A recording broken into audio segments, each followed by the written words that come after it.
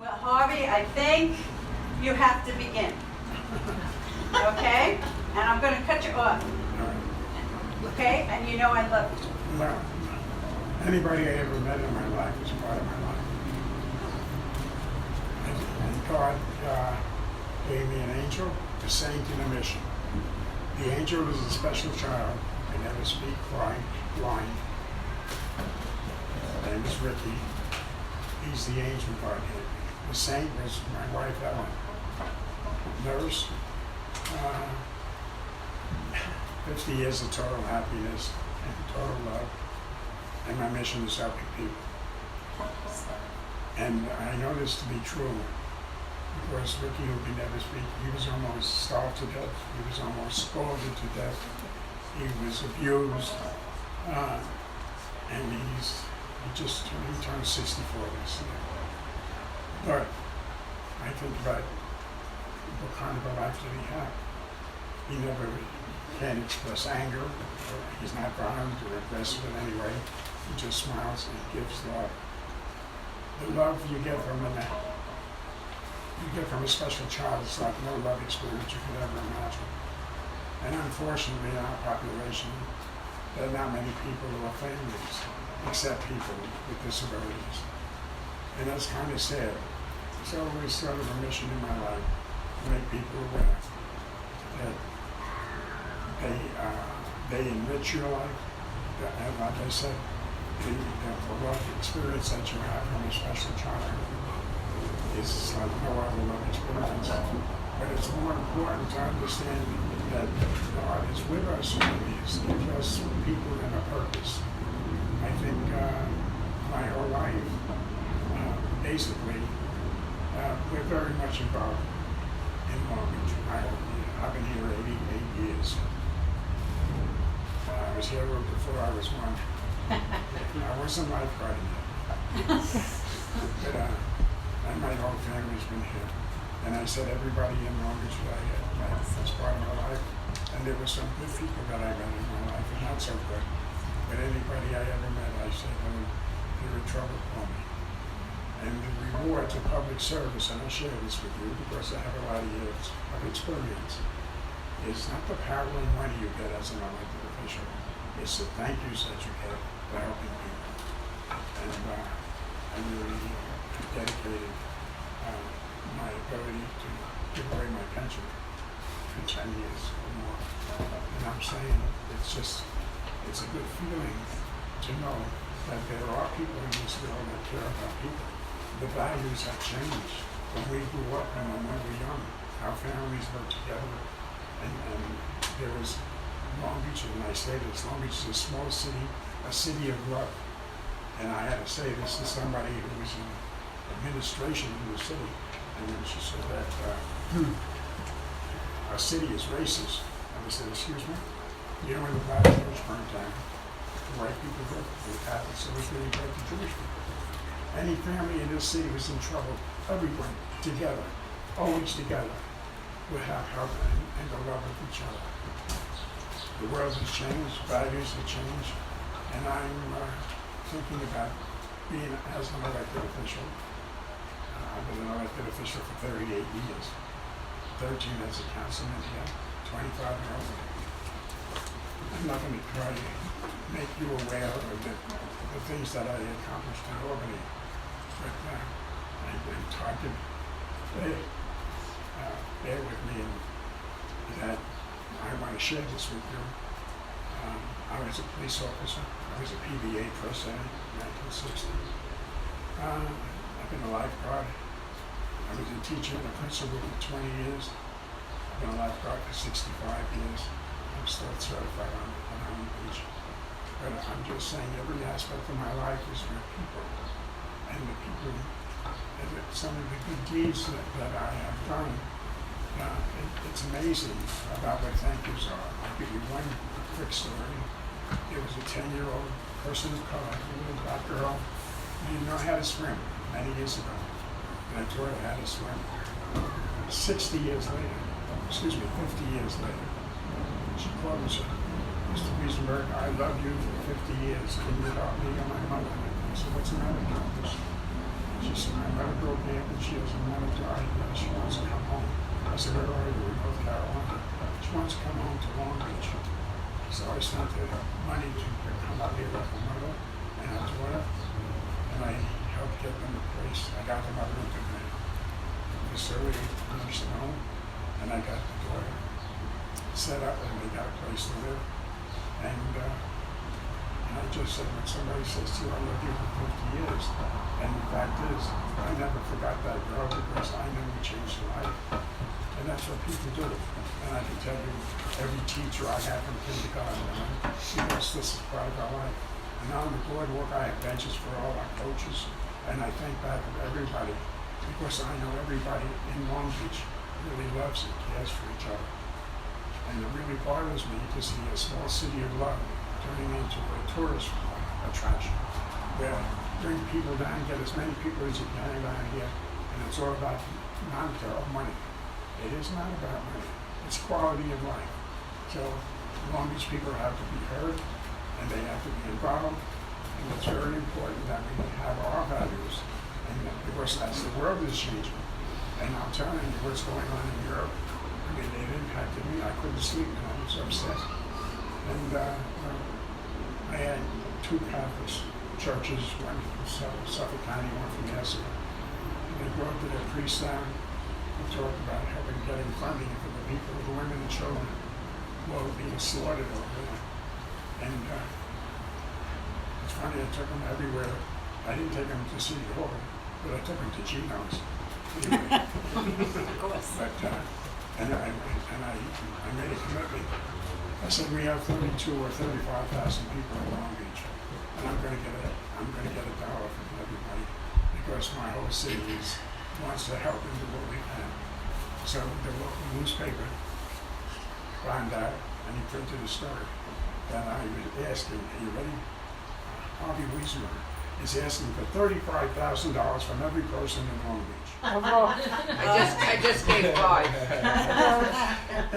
And I called him, I said, you made a mistake. So he reprinted it, never changed it. But I'm telling you, I'm sharing with you. I thank you from over there. Of a new hospital that they use some of my funding for, and wheelchairs and stuff for the families. And I started to cry. And what's killing me is that we see what happened to humanity. People just killing people. I mean, how can this be going on? And nobody seems to care because, you know what, look at the person, yes, pregnant. But I know everybody's having a hard time. But I just don't understand. We have to change our laws in this country. Well, Not a back and forth. Can't do that. what? I'm sorry. No, I said we can't do back and forth now. Well, It's all right. Sorry. no, but I'm just saying, as an elected official, I mean, we It's have political. opportunities, and everybody I ever worked on the council, I respect it. I mean, we disagreed on anything, but you know what? They were important. They took on the obligation and responsibility to be heard. And whether you liked them or you didn't like them, the answer was they deserved it, and we always gave them respect. You know, and you learn, especially I teach another group, but you learn when somebody comes up screaming and yelling at me, and he's waiting for me to hit him or whatever, and I just say, I'm sorry you feel that way. And that's the end of the story. But the answer is the Historic Society. You know, and it's interesting because I had many years of experience being here, but I also gave the library a grant to do history of a small city, the love of Long Beach in a small city. And it was very interesting because so many people who lived here started to publish books and tell their stories. So we all have basically a basis of love and caring for each other and our city. And I just don't want to ever lose that. But I'm concerned. So it's a pleasure to be here, and I'm happy to be here with you. I think again, we're a people, we're a family, where everybody really cares and will do anything to be helpful to others in need. And that's what God put us here. And that's what it's all about. And I thank you. Okay. Eileen, doing research on the history of people here, and she's dedicating her life. And I mean, when you look back and you're at what I'm saying, all the people that you talk about 100 years, and they'll remember all the people that we know. I mean, who are those people? Who's Stephanie Joyce Kahn? There are people that were here. Jimmy McCabe. I mean, we can go through so many people that made a difference. But you know what? We were one big family. Another one, Jerry Fleischman, was involved. I mean, everybody did good things for each other, and that's what Long Beach is all about. So be proud of who you are right now. I'm Jim Moriarty. I'm the Republican leader in the city of Long Beach. My family, my grandfather came here in 1907, and he followed his cousins from Ireland, so they were here before that. I'm a former councilman. I was councilman from 91 to 95. I was fire chief in the town in the early 80s. When I was 18, I'm working my way backwards. When I was 18, I was the youngest person appointed to the Recreation Commission when the Republicans had their first historic win in the city of Long Beach, and I'll talk about that in a minute. But that's when we created the first set of pocket parks that you see in the city on Magnolia Boulevard, on Park Place, on Kentucky Street, and up on the beachfront. I got involved in local politics when I was 10 years old. 1962 was the first campaign. I'm going to be 70 in December. And I've been involved in virtually every campaign since. And the way I got involved, there wasn't any tremendous reason other than when the kids, I live in the center of town. I live actually around the corner from Maryland. Quick question, back and forth. Maryland, when did you move into that house? I'm in 1970. Okay. Yeah. 1978. Okay. So I live on Walnut Street by Long Beach and Riverside Boulevard, and the Republican headquarters was around the block from me. And at that time, kids, we used to go to the political headquarters because they had all these tchotchkes. All the candidates used to give out. Nowadays, it's all social media and television. But in those days, they would give out rain hats and 4-foot rulers and candidates' names like baseball cards and umbrella hats and all sorts of crap. Well, we used to go around to these headquarters all the time and pick this stuff up. And then, I found that since the Republicans were right around the corner, I kind of gravitated to them more than the Democrats. They were all the way down on National Boulevard. So, it They was weren't giving out good stuff? well, they were in power and they didn't need a 10-year-old kid. The Republicans did need a 10-year-old kid. So they would pay me to, well, first I would volunteer, then they'd give me a couple of dollars or probably a couple of quarters in those days, and then to hand out literature and put them on the cars and whatnot. And then they would ask me to get my, if I had any friends that would want to do it and get, a couple of quarters to do it. So, I got, my friends, some of you may know some of the names, the Zorro brothers, the Snow brothers, the Chandler brothers, everybody was brothers. And so that was my first introduction to patronage, I hired the kids that helped give out the literature. So as I kept doing this each year, at that time, in 1962, Nelson Rockefeller was the governor, Ken Keating was the senator, Louis Lefkowitz was the attorney general. Joe Carlino, who was our assemblyman, he was the Speaker of the Assembly. Now, it's a pretty fascinating fact. He was an assemblyman since 1945. Now, Long Beach historically has been obviously a heavily Democratic city.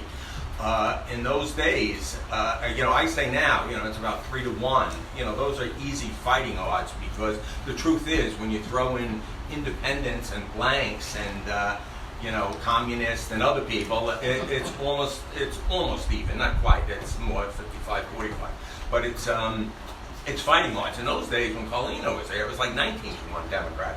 So it's amazing that he became the assemblyman, and the reason he did, number one, he was a very articulate, good-looking, well-known local guy, but he was also had a good relationship with the Democratic leader, who was legendary at the time, and that was Phil Kohut. And so they had, you know, a nice working relationship. You know, Phil was the Democratic leader here. Joe went up to be the Speaker of the Assembly, and at the same time, or later on, at the same time, he became the Nassau County Republican chairman.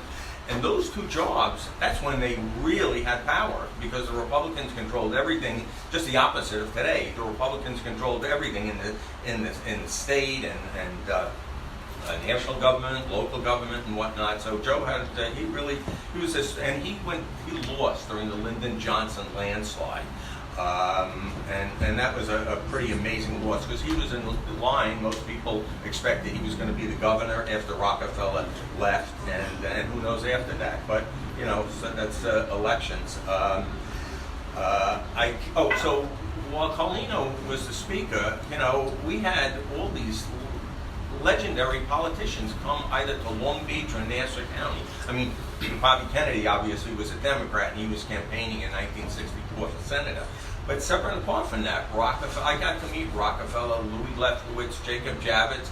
And so, you know, when I went to school, you know, my best subject was history, because I would read these stuff and I said, I met that guy, I know that guy, and whatnot. So it was always fun and exciting. And then as time went on, you know, I worked on a million campaigns. In 1970, I worked on the campaign of Norman Levy. He was our state senator. He lived here at 666 Shore Road when he ran, and it was an interesting election. First of all, he was this tall, good-looking guy. His mother was Sicilian and his father was Jewish, and he had the best attributes of both groups. I mean, he was tall, he was good-looking, he was chief of the Rackets Bureau. And he prosecuted, you know, mobsters of the day, you know, the mafia and all this stuff that, you know, we used to remember reading about all the time. So he had a hard-fought campaign with Franklin Ornstein, who was a Long Beach guy. Franklin Ornstein, oh, by the way, Franklin Ornstein's father was the last mayor we had here in the city, and I think he ended his term in 1945. I think he succeeded Mayor Edwards, who was assassinated. But it just so happens, and I'll show it to you later, I have the button that elected when Teddy Weinstein first ran for mayor, Ted Weinstein for mayor. So this button's probably 80 years old. Wow. I mean, it wasn't re-elect Ted Weinstein, it was electing him. And then I have another one with Weinstein and Nugent, so that was a councilman back in those days. But so Norman Levy ran against Franklin Ornstein, and the race for Congress, Senator Levy ran for the state senate, but the state senator at the time was Norman Lent, and he ran for Congress, and he ran against Al Lowenstein, who was a pretty historical figure. The library's named after him. So you had Levy and Lent and Levy and Lent and Ornstein and Lowenstein running against each other. So people never could really figure out. Are you with Levy? Are you with Lent? Is Ornstein running for Congress as senator and Lowenstein? Wow. So yeah, and you know, I worked on Levy's campaign. Bruce Nyman worked. He was a former supervisor in the county legislature. Worked on Lowenstein's campaign. And, you know, me and Bruce have kind of, over the years, worked parallel opposite each other, going back to at least 1964 that I can remember. So Senator Levy won. I went to work for him in Albany for 20 years. I was his chief spokesman. He was the sponsor of the state's mandatory seatbelt law, which when it was enacted, he said on the Senate floor, because I was there, he said this will be a beacon to states and nations around the world, and it was, because everybody, you know, like a deck of cards folded, and he had death threats when we passed that law. The very first year that it went into effect, fatalities in motor vehicles was the lowest in the entire history of the state of New York since cars, you know, were on the road. So it was a pretty phenomenal achievement legislatively. And he was a great guy. So I worked for him, and then I stayed in politics. In 2001, I became the Republican leader. 2003, we had an historic win where the Republicans, for the second time in history, won. We won a highly competitive, at times I'm sure bitter election. We elected Tom Sofield to the city council, Jim Hennessy, and Mona Goodman. And the cherry on the cake was the legislative seat, the county legislative seat was overwhelmingly Democratic. Bruce Nyman, who was the legislator, he was the minority leader, so when they did the reapportionment or drew the lines for the seat, he made sure that it was about as strong a Democratic seat in this county as it could be. But we ran Denise Ford, who was a newcomer to politics. She never, she barely ever spoke 2 sentences in public. But she got out there, worked her tail off. We had a lot of issues going on, and she defeated Mike Sampson for that legislative seat. And she's still there, doing a good job. Can I just interject one Yeah. thing? She's not here tonight because she's in Ireland. Right. We did ask her, and she couldn't come. So Right. it's just- So that was the second biggest win. And, with all due respect to the Democrats to my right, and they've all served great. And that historic win, Dennis Kelly was on the city council, and he actually crossed over to endorse our slate, which, was somewhat statesmanlike because he took a lot of heat for it. Obviously the Democrats were not happy, and it may have been a key point in helping us get over the finish line. But that was the second biggest win. The first biggest win, and the pandemonium. We did our results at the top of Sutton Place, where J.J. Cooper is now, and I think it was Park Avenue Cafe then. I honestly thought the building could collapse. There were so many people screaming, and unless you see that kind of, and I'm going to show you before we end, the photos from that night and the looks on people's face. But the biggest win was in 1971, when for the first time the Republicans won. In those days, we used to elect 5 councilmen at a time. And in the 60s, there was such, and Harvey was a key player in some of this history, and at some point, maybe later, I'll touch on it unless someone else does. We had pandemonium. Oh, in those years, you switched elections. All 5 seats ran at the same time, and every 2 years, 5 new people would be elected. You'd have a new city manager, a new police commissioner, a new building manager, new everything, every 2 years. And everybody said the same thing. The overwhelming issues, which they are still today, are, taxes are always there, but it's the idea of corruption and what people perceive as corruption, overdevelopment. I mean, you go back to the 40s, you'll see it's the same stuff, overdevelopment, corruption, taxes, West End feeling like it's been neglected and whatnot. But that election, in '71 was just historic. You just can't describe. And there were a lot of seat changes. And there is only one councilman, and I have pictures. I'll show you afterwards.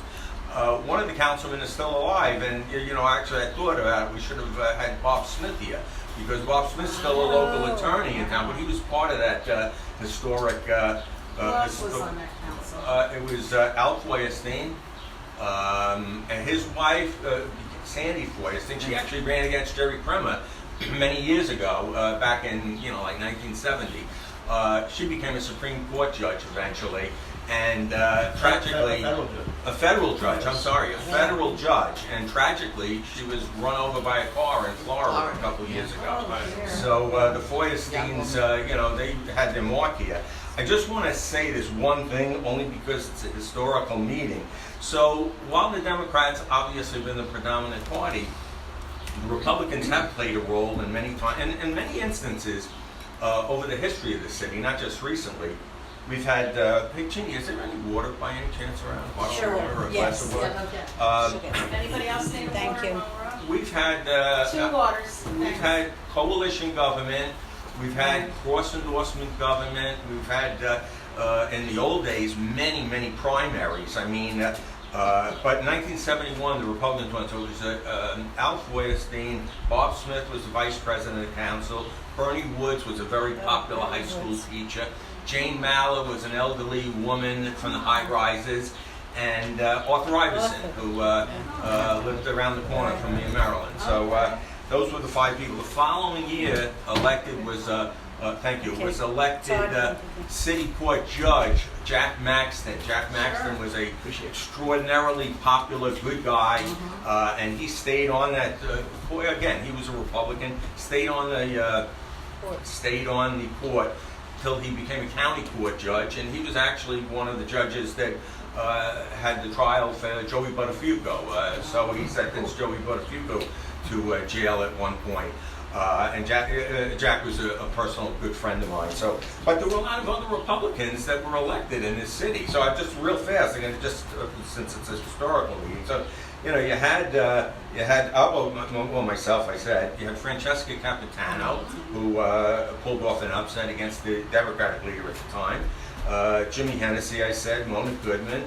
You had Tom Sofield, John McLaughlin we elected, Michael Laurie we elected. Bruce Bergman was a councilman back during coalition government in the 80s when, with Harvey actually, it was Harvey, Bruce Bergman, and Roy Tepper.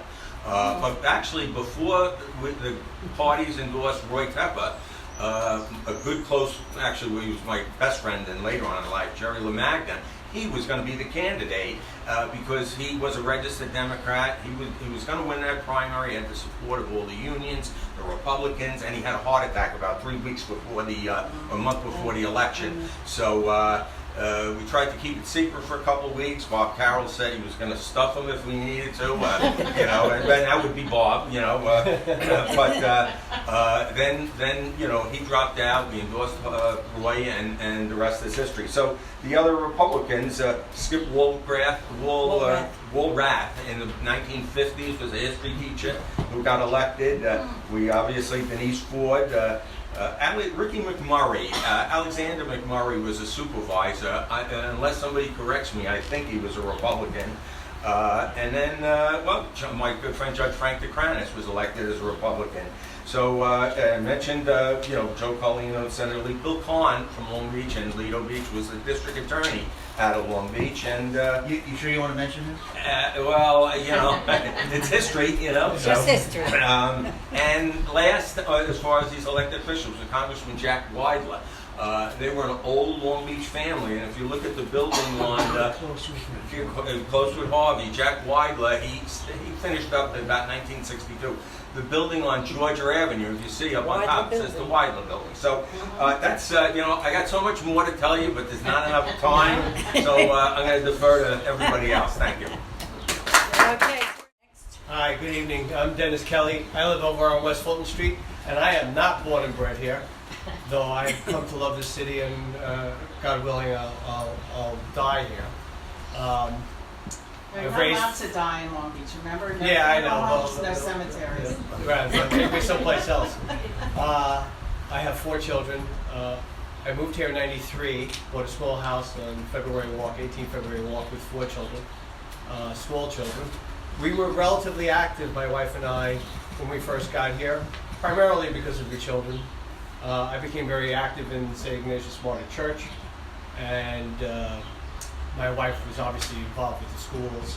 I had my office at the time in Brooklyn on Sheepshead Bay, and obviously I would drive and commute back and forth, but we managed to, participate as actively as we could, to the point one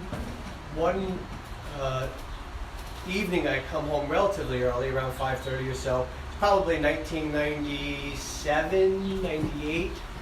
And my wife says, listen to me, you got to go to the city council meeting tonight because they're going to be talking about the McDonald Express that they want to put in on Beach Street in the West End. And we can't have that there. Just create havoc and whatnot. And I said, okay, fine, I'll go. So I go to City Hall. Oh, by the way, before going to City Hall for this one particular meeting, I used to go to City Hall and go to City Council meetings. Every now and then I'd show up and sit in the back of my suit after work and just listen and try to figure out who the players are, what the issues are, because I've always been not involved in politics, but always interested in politics. That's what I majored in, believe it or not, at NYU. I watched Walter Cronkite every night since I was 6 years old. I read the New York Times every day from the age of 14. I was into politics. there's a big difference from that perspective to actually being involved in politics. And I'll get into that a little bit in a minute. So, and I think some people wanted to know who's the guy in the back in the suit, right? Because everybody is watching, especially the machine. And we'll talk about the machine in a second too. So I go to this city council meeting, which I thought involved the McDonald Express that was being proposed for West End, and it wasn't. It was about the hotel. It was about the Superblock, and it was an immense meeting. It was packed, and I was actually kind of amazed with it. It was a well done presentation, and I happened to be a registered Republican at the time. I was a registered Republican and registered Democrat in New York from the age of 18, and when I moved, I don't know why, when I moved into Long Beach, I figured I'll become a Republican for two reasons, believe it or not. One was I was very, and this is going to sound ridiculous now, but I was very impressed with Rudolph Giuliani and what he was doing within the city of New York. And I still feel that way about him. The city was a tough place, and I was very familiar with it. So I registered as a Republican, and I was comfortable as a Republican. Actually, Marty, I forget Marty's last name, Eichinger? Eichinger.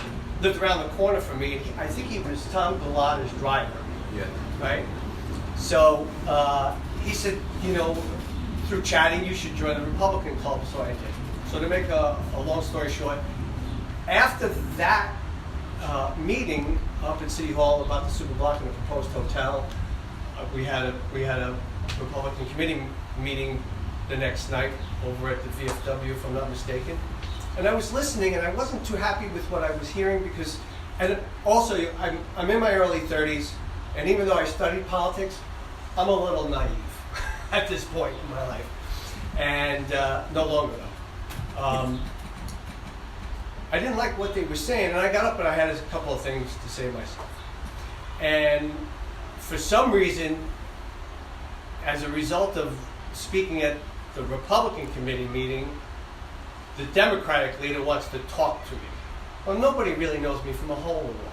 You know, I coach Little League, I'm at St. Ignatius Modern Church. And they're like, you should join us. You should come with us. And I thought about it, and I decided to do it. Then not long after I joined the Democratic Party here in Long Beach, Tom Kelly passed away while he was on the council. And believe it or not, and I would never have done it, but there was actually talk of just sliding me right in there as if, you know, one Kelly was interchangeable with the other. And when I heard that, I found it kind of repulsive. I would have said no if I in fact was asked. Instead, they appointed Barbara Mossman. So, and then I think Barbara ran relatively quickly after being appointed and was elected. And then Pearl Weil was going to retire. And I actually think that there were forces within the Democratic Party that wanted her to retire, thought it was enough time served. And she was a legend. And she was on her game and sharp and go everywhere and do everything. And I knew I couldn't succeed without her blessing. She gave me her blessing and then started taking me places, and I started to meet a lot of people. I then ran in first they appointed me to the zoning board, I guess, to vet me and figure out whether I was a worthwhile candidate. And I spent a year on the zoning board and at the same time campaigned that election year, 1999.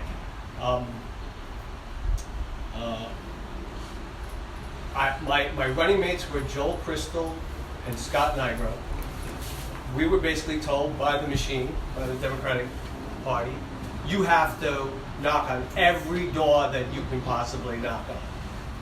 Cover the West End, cover the canals. Those are easy because they're dense. Just knock on every door. And we knocked on every door. And I'll tell you something, Joel Crystal is funnier than his brother. That guy has got the driest, sharpest, quickest wit that I've ever been around. And he walked with us just sometimes. I don't know if he was actually, he actually ran with us. It was the three of us. And we did very well. We won. I came in third. I was the third person on the ticket, right? Led with Joel and Scott. They won the 2 4-year terms, and then me. I took the position when I got onto the city council: keep your mouth shut and listen and try to figure this out. By the time we got to July of 2000, 6 months in, we had anybody who's been to city council meetings, and I haven't been to one in a while, I kind of avoid them now. We had regulars, right?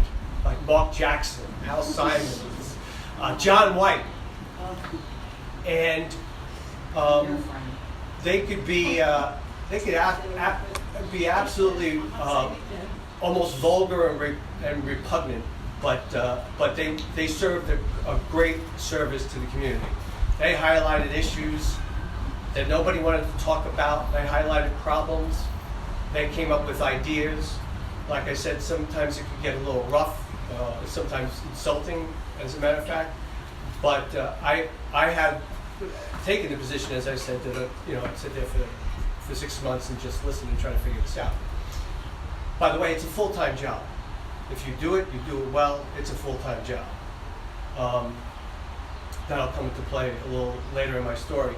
So one night in June of 2000, we're caucusing and we're going to change the meeting that was scheduled for July, I guess it was July 6th, the Tuesday night, and we're going to make it Monday, July 5th or whatever. July 4th fell in a certain way, and we were going to schedule a hearing to create the position of Director of Operations. And John White got up and said, you're changing, and they said, you're changing this date so nobody shows up. And basically, the way it was sold to me, at the caucus was, Joel's going away in Florida, so we have to switch the dates around, so we're gonna make it, the July 4th must have been like Wednesday or Tuesday, I forget now. But we're gonna switch the dates. And then John White got up and said, "You're switching the dates, and don't think we don't know it, because you don't want anybody to just show up for this vote on the Director of Operations." And why was that an issue was because the Democratic leader himself, Gene Camerado, was seeking to be appointed the Director of Operations. Why was that significant? Now he would be an officer of the corporation. They were creating this position. So that's the first time I really spoke up. I said, "You know what, Mr.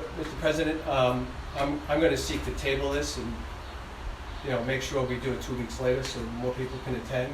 Holy cow, the wrath that I got for opening my mouth, because when I opened my mouth, somebody said, "Yeah, I'll go along with that too." And then I wasn't persona non grata, but damn close. I did end up running in 2001. That was needless to say, the year of September 11th, and that was a wild ride. And I was running against Jimmy and Tom and Mona, and I wasn't worried, but I was like, that's a formidable group. Mona would show up at every zoning board meeting. She knew every piece of property. She knew every zoning variance. She knew every zoning variance that was granted. And she had been doing that for a long time. I knew that because I had sat on the zoning board for a year. Obviously, Jimmy's from here, Tommy's from here. They're well connected. They grew up with everybody. I'm like, Well, we did very well, and I won. I came in first that year because I was leading the ticket. It's pretty simple on how that works. During my tenure on the city council, I will tell you that one of the most impressive people I've ever met was Hillary Clinton. And I'll just tell you a quick story. So she's running for the Senate, I guess in 2000, right? 2001, I forget. And she's going to come and visit Long Beach, and we're going to have a reception for her at what's now Rock and Olive, right? It was Lenny's place, kitchen off Pine Street, Teacups. Teacups 180. And there was a long reception line. Harvey was probably on it for sure. And we were there to greet, or you may even have been with the First Lady. we were to greet them as they come in to the restaurant. She's coming in through the back door, and she goes down the line, and she says hello and introduce yourself, right, and everything. And then mayhem breaks loose. I was kind of like, I felt bad for her, though she seemed to handle it with great grace and aplomb. People just jumping on it. Take my picture, please. Take my picture. You know, grabbing her, spinning her around. It was actually amazing. I never saw people behave that way. I had never been in a celebrity setting like that. I kept my distance, except Christine Hirschfeld worked in City Hall. And she said to me, can you do me a favor? My son would love to have an autograph from Hillary Clinton, from the First Lady. I said, oh, come on. So I said, all right, I'll get it. So after meeting her on the reception line, I haven't gone near her. I've been talking and chatting with other people, and I got to get the signature because I said I would. So I walk up now, good 20 minutes, maybe even a half hour has passed since she shook my hand. I walk up to her, I tap her on the shoulder, and she looks at me and says, yes, Dennis, what can I do for you? Oh my And I was like, oh my God, you remembered my name from that reception line a half an hour ago, you know? And she obviously, with great grace. Now, fast forward to the summer, and she comes and we have a reception at Grec. And I say hello, and she says, hello, Dennis. Oh. And I was just flabbergasted that somebody could have the ability to meet that many people and retain a name out of nowhere. She's a very, very impressive person. Okay, I'll wrap it up. I did endorse the Republican ticket in 2003 because I was tired of the machine. I did catch flack for that, obviously. I then ran out the last 2 years of my term, and then Tom Swazi asked me to run for the legislature against Denise Ford. I seriously considered it, but the one thing that started to turn me off about politics was, never mind the chicken dinners and the various events that you have to go to, even if you don't want to, was that now I was introduced to, they had assigned me people that were being hired to manage my campaign, and everybody that I spoke to initially in the preparation to run, it was all about the money. How much money can you raise? You know, where can you get it from? And I said, look, I got 4 children. I'm not, you're giving me money, you know, to do this. I don't have money. So relatively quickly, I made the decision I wasn't going to run because I wasn't going to spend the time and the effort away from my family to do that. So I walked away, and I don't regret one moment of having run for office. I don't regret one moment in participating with the council. I learned a great deal. I met wonderful people. I just became more involved in the city and appreciative of where I live. I will tell you one more thing before I close, and that is I don't think I could do it today. In fact, I've been asked to run for various things. Social media, we didn't have social media. It wasn't a concern. If you needed to say something, I wrote, I don't know how many letters to, right? You were a letter writer to the Herald. How many letters we wrote to the Herald? I had debates with Pat Gallagher about whether we should have a meeting or not by writing letters to the Herald, right? So, and the heat and the things that people have to say and whatnot, I just don't have the personality or fortitude to deal with that. But I appreciate being here. I appreciate being asked. Thank you very much. Thank you for coming, Dennis. All right, so now, last but certainly not least, we have Senator Todd Kaminsky. Okay. Hi, everybody. I guess is the only sitting elected official here, at least for a little while longer. I'll give you the modern, the most up-to-date perspective on politics. So I grew up here, and 2 kind of contradictory things became apparent to me as a very young age. So my grandparents were really involved in the school board and the zoning board, Bob and Ruth Calico. So I knew from like 5 or 6 years old that like politics was a tough thing that you fought out. You know, I was involved in campaigns as a very little kid. Bob Calico versus John Holland, the Sofield versus the Stars, all this stuff. And it was like on the school level, but it really mattered to like a lot of people. That taught me a few things. It taught me, first of all, that the lower down you go toward the grassroots, you know, it goes local, county, state, federal, the lower you go, the nastier it is. Right? You can't do anything on the council that half the people won't hate you It's really hard. Right now, if you are a Long Beach's person out in the federal government, out in the state government, a celebrity who grew up here, everyone will love you because you're the son or daughter of Long Beach. But if you're in Long Beach fighting inside Long Beach, it's like, it's death sport. It's like really hard. But I also knew that at the end of the day, that for the people that really cared especially, that public service was a meaningful, important thing. I knew at the end of the day, whether John Holland and Bob Calico fought about whatever it is, or Pat Gallagher and Ruth Calico fought about whatever, they respected each other for caring about this, because if people don't do this, who's going to do it? You know, we're in control of our own destiny.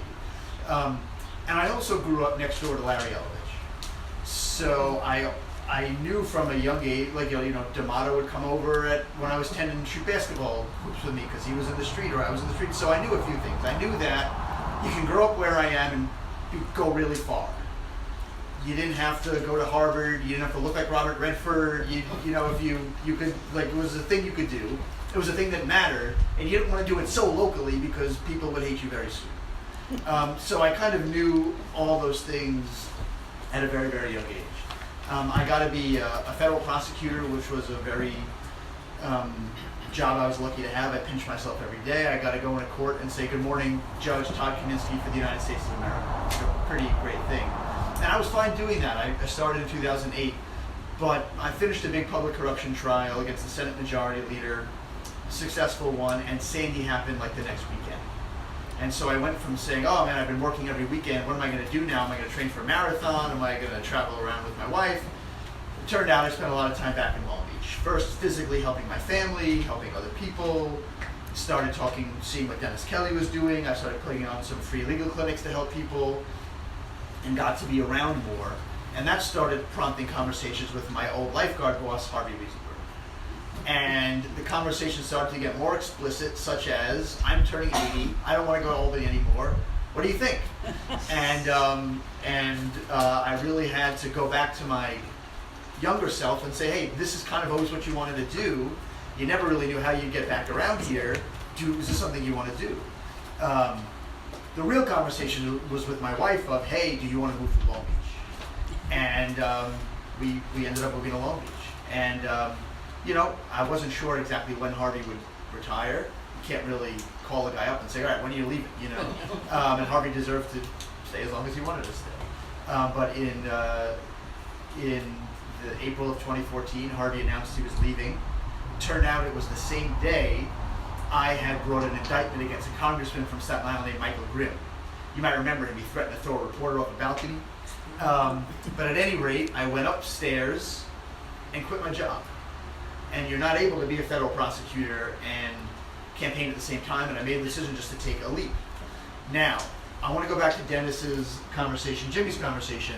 I had not talked any of this, and especially about naivete, I had not talked any of this over with the Long Beach Democratic Club. And I just said, I'm going to do this. I said, I believe in myself. I believe Harvey believes in me. I know enough people here. I'm going to work my butt off. I called the friends. I figured I could raise $50,000 the first day. And I said, I'm going to go do this. So the first meeting I had with the Long Beach Democratic chair was really bad.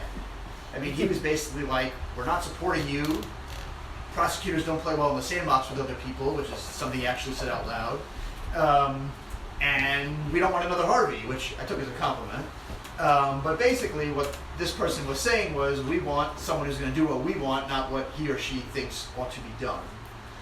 And I said, all right, you know, I mean, I was kind of panicked because I was like, I just quit my job, like, what did I do? But I ended up having really great help from the county, from Harvey, from Dennis, and I knocked on about 10,000 doors that summer. On a given Saturday in July, I would go to a place like Oceanside or Inwood or Island Park or the President Streets. Everyone forgets the President Streets serves a big dense area, but they're really good. They're really good. Or if you could sneak into a building, which I became very good at, you could knock on a lot of doors in a very... I mean, I've been kicked out of every apartment building on Shore Road. And some were quite harrowing, but that's where the votes are. If you can empty the building, it's important. So anyway, I did that and I got elected to the Assembly. And it was great. I mean, the Assembly is a really tough place because you're one of 100 or something people. Yeah, well, it's 150 people, but really, it's really 105 or 6 because the 45 Republicans don't count. And look, it's not a tongue-in-cheek thing to say, it's true. Like nothing, people say all the time, well, the Republicans support it. Unfortunately, and I think it's unfortunate, the way Albany works is, if you have 76 in the Democratic caucus, you can pass a vote. It's not 75 and a Republican. So the 105 people decide what happens, and the Republicans are there to debate things. And kind of the way Dennis described how the kind of kooks in the city hall will be, that's kind of how Republicans are. They're there to be the loyal, the loyal opposition and debate things, but they have no say over anything. And that's kind of how Albany is, and that's the world I was thrown into. So I get up to Albany, and boom, Dean Skelos, and boom, Shelley Silver get arrested within like 2 weeks of me being there. Like I didn't know where the bathroom was, and all this crazy stuff was happening. Dean Skelos had been the senator since I was in first grade. And I knew it was an unprecedented opportunity. And I also knew that out of 9 state Senate seats on Long Island, 0 were held by Democrats. And I figured, as a former corruption prosecutor running in the wake of a corruption scandal, and as someone who just won, and by the way, it was really cool, I will say this, I've obviously had lots of great things and lots of disappointments in the job, and as I'm ending the 8 years of doing this, I'm thinking a lot about it. And there are some very cool things that happened. One cool thing was, on election night in 2014, it wasn't Andrew Cuomo, it wasn't Kathleen Rice, it wasn't Tom DiNapoli, I got the most votes in Long Beach. And I still have a picture of that board. It was very cool. And as Jimmy was saying before, that's not easy because Long Beach isn't as blue as everyone thinks it is. You got to win votes in the West End. You got to win votes from cops and firemen and sanitation workers and nurses. And you really, to do well in Long Beach, you have to be someone that kind of appeals to all of Long Island or all of Nassau. It's kind of a microcosm of all of that. There are very few places where you could talk to Republicans and black voters within 5 of each other. But Long Beach is one of them. So it's a really great training ground. So anyway, I said, I'm going to take a shot at running for the state Senate. The way I looked at it, my friends were in the U.S. Attorney's Office. They were going to leave and make like millions of dollars. And I'm like, if I'm doing, and by the way, the Assembly is a state, like you go in the Senate lounge where the senators sit around. I don't know, Jimmy, if you remember this. The Senate lounge is like wood-colored, wood paneling, like hot food out, and you can't get in, like your aides can't come, only senators. The Assembly lounge is like 3 crackers and a piece of cheese, and it's like so like every now and then, when it was funny, Dean would ask me to come in when I was the Assembly. The way Harvey would, we'd work on stuff. I was like, I want to be in this room, but obviously not just for the snacks, because it represented obviously having the ability to do a lot more things, and that's really what it was about, right? Instead of representing 150 people, you represent 320,000 people. And if you were the Senate majority, you could chair a committee. I mean, the chance of chairing a committee in the Assembly, you have 10 years. If you win an election in the Senate, it's like that. So I took a shot running for the Senate. And when you're in a special election, it's the best and worst of everything in politics. So talk about raising money. I had to raise in 3 months $1 million. And that's a lot of phone calls. That's really difficult. But it also means that people care about your race, right? If you're in the middle of April running like I did, and you're one of these political donors who care a lot about politics, like about the Kaminsky race, or the special, the Long Island special, the 9th special. I don't know if I can play this. Let me see if this works, but like the president cared about my race. Let's see if I'm not. Hi, this is Barack Obama. Calling today because Democrat Todd Kaminsky is running a special election for state senate. Like the president made a call for me. Now here's a really funny story. The president's communication person that I had to talk to get this done was named Robert Schmuck. So someone's like, you got to call Bobby Schmuck. I'm like, look, the chances of the president doing anything for me, especially through Bobby Schmuck, are like probably very small. But Bobby Schmuck got it done. And like the president made a call for me. Mel Brooks, my uncle, made a call for me. I got it. Now the truth about being more lucky than good or lucky than talented is very true. On the day I ran, a few things happened. First is there was an active Democratic presidential primary between Bernie Sanders and Hillary. So Democrats came out. But the way the Republicans kind of set up the election was you couldn't vote in the same booth for me and the president. You had to go from one table and then go sign in at another table. So you had to vote twice. Also, my opponent, Chris McGrath, who was an excellent opponent, but he knocked on no doors. And I spent the last 12 days only knocking in Rockville Center. I'm like, I may be Jewish, I maybe a Democrat, but I'm going to make my mark on it. I found that here's another thing. I found that when you're talking to people, even if they're Republicans, if they are interested in being educated and having a conversation, you can win them over. It's kind of when you go to tougher communities, they're just like, I'm a Republican, why at my door? People in Rockville Center started engaging me. I said, I'm picking up something here. I'm going to stay here. And I kind of knocked all of Rockville Center. And on election night, I ended up winning by 0.5%. And there were 76,000 votes cast. I won by 840 votes. So it's pretty crazy. I figured I knocked on about 840 doors in those last 12 days that my opponent didn't go knock on. So some of it's hard work, some of it's luck. I raised $1 million.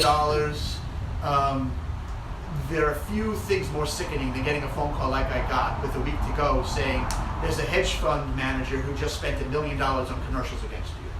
I mean, if someone wants to put $1 million of any message for just a 7-day period, it's like saturating the airwaves. It's really hard.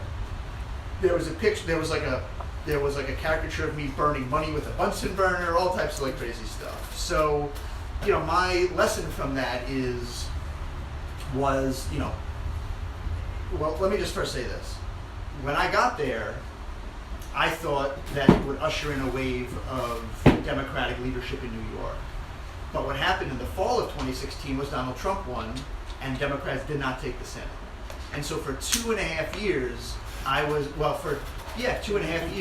in the Senate minority, which I still thought was a great position to be in because it gave you an interesting platform. Jimmy, you'll appreciate this. Like right now, I will tell you this right now. I will bet everything I have that Democrats will stay in control of the Senate majority this November. But really good Republicans are running for the Senate. And I'm saying to myself, why would someone want to do that? Come up here and have their vote not count. So, the truth is, it's a really great platform to have. I mean, the height of my popularity, I actually won Rockville Center in 2018, right? If you would have said to anyone, a Jewish Democrat is going to win Rockville Center in 2018, you're crazy. But I won. Because if you could be on social media, be around everything, speak up for issues that matter, but not actually vote on anything, you'll be really popular all the time. You don't put in any bills, your bills can't pass, you're in the minority, you're just like throwing bombs, and you could go far that way. I mean, people vote all the time for people that can't be in the majority. Like the 5 towns, and frankly Long Beach, will vote for a Republican for assembly likely next time, even though that person has 0 power. But people want to see those who reflect their values, and that's just, not everything is so practical. Now, because I got to the Senate minority early, when we did win the Senate a few years later, I was very senior very quickly. So when I started in the Senate does license plates. The Senate does license plates by seniority. I was 150 when I started. Harvey was 26 in the Assembly when he left, or 25, something like that. I'm 26 now. How could I, in my few years, equal Harvey's time there? Because in the Senate, I got there, a lot of people retired, people flipped, and that meant I got to be the chair of the Environment Committee, which is an amazing committee, especially considering our natural resources, considering Sandy, considering climate change, considering concern about fisheries in the ocean. And I got to do really great stuff. I mean, I've passed scores and scores of bills. There's been a wonderful opportunity. But there's no doubt I've seen the other side of it too. Social media is really tough. I have lots of people from all over the country who hate me, don't even know me, say lots of terrible things about your family, all that other stuff. But I think that we need to continue to want to have good people to do this, especially coming from Long Beach. I am the only graduate of Long Beach High School to represent Long Beach in the state Senate level. So it's pretty cool. Yeah, no one's done it before. Think about who the state senators going back, none of them grew up in Long Beach. So it was a wonderful opportunity. And I, am worried that we're not going to get good people to continue to want to do this. People who believe in Long Beach, who care about the diversity, who care about the character of the city, who want to continue to bring the resources back. Magnolia Park is getting a $750,000 grant that I was able to give. Harvey built basically every park in this community. So we're not going to have that next time. But that doesn't mean we can't have it in the future, and doesn't mean that Long Beach can't prevail upon whoever represents it to want to do really well for it. So, I definitely consider myself in this legacy. I know all the people, obviously I wasn't alive for Joe Carlino and so those people like that, but I mean, I obviously having known Larry Elovich, Bradish, D'Amato, Kelly, Moriarty, Hennessy. I mean, these are all people I grew up with or know, and I considered myself kind of next in that line of people whose job it was, Democrat or Republican, to care about Long Beach, to make sure that you're answerable to its citizens, and to make sure its institutions are strong. So it was a wonderful opportunity, and I do think the corruption issue's gotten a lot better. I think the more, except if you're working in the beach pass shack apparently. But I still think the more people tune in and care, the better our city government will always do, and we need to keep the spotlight on. So thanks for being here. All right, thank you.